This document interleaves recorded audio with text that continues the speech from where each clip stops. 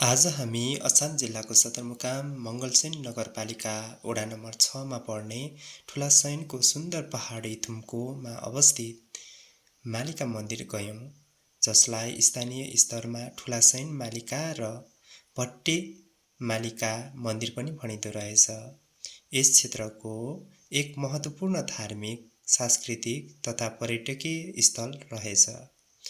यो मन्दिरसँग स्थानीय इतिहास र जनविश्वास पनि जोडिएको रहेछ।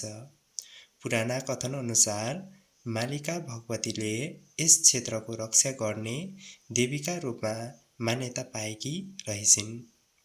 स्थानीय जनविश्वास अनुसार यस मन्दिरमा बलियो आस्था राखेर पूजाआजा गर्दा र भाकल गर्दा चिताएको पुग्ने, रोगव्याध निको हुने र पारिवारिक सुख शान्ति मिल्ने विश्वास गरिँदो रहेछ।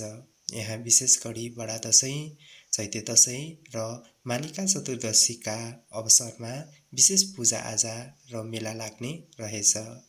त्यस समयमा अछामका विभिन्न गाउँ साथै छिमेकी जिल्लाहरूबाट समेत भक्तजनहरू दर्शनका लागि आउने र स्थानीय सांस्कृतिक झल्किने देउडा जस्ता परम्परागत नाचगान र जात्राहरू पनि देख्न पाइँदो रहेछ। यदि हजुरहरूलाई त्यहाँ भ्रमण गर्न जाने सोचमा हुनुहुन्छ भने मङ्गलसेन बजारबाट सहजै यातायातका साधन वा छोटो पैदल यात्रा हाइकिङ मार्फत ठुलासैन मालिका पुग्न सकिन्छ।